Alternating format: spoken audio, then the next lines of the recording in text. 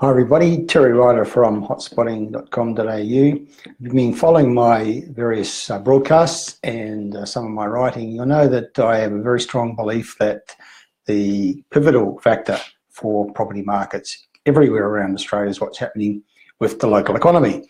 And so the subject that I want to look at tonight is Brisbane in Queensland, and that economy has been a little bit mediocre for several years, and it's one of the reasons why the Brisbane market has been underperforming compared to the bigger capital cities like Sydney and Melbourne, and some of the smaller ones that have been going particularly strongly lately, like Hobart. Why has Brisbane not been going as strongly as some of these other places? Well, the state economy has been performing quite poorly.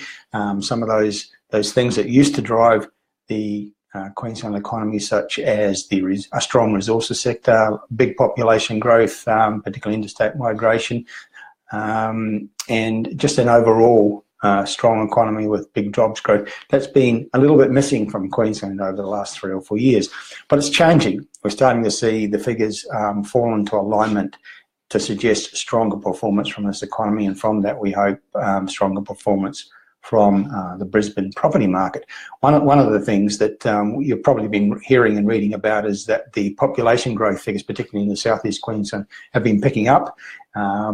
Interstate migration, which has always been in the past a strong factor for Queensland, is now very strong again. Queensland is now gaining more from interstate migration in net terms than any other state or territory in Australia. So that factor is back. And the other factor that's been missing but seems to be coming back strongly is the news this week that Queensland has the highest jobs growth in the country for the 12 months to March. Unemployment growth rate for Queensland was 4.3%, ahead of New South Wales, 3.6%, in the Australian Capital Territory, which grew 3.9%.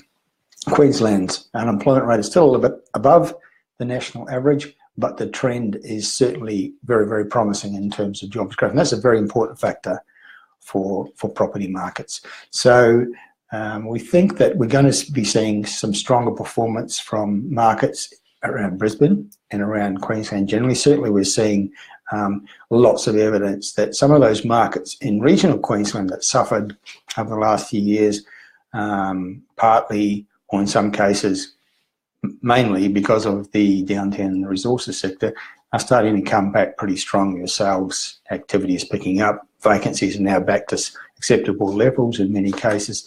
So things are definitely improving in these markets.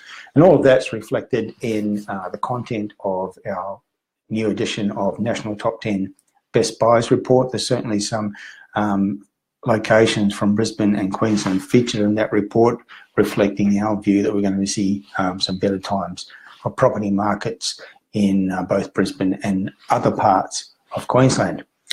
While I'm talking to you, another reminder that the next of my live Q&A sessions will be on next week, Wednesday evening.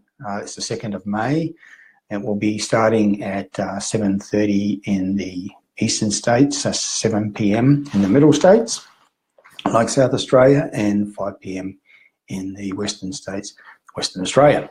So it's an opportunity for you to ask me your most burning questions about real estate issues or about locations that you're interested in. So tune in on Wednesday evening, the 2nd of May.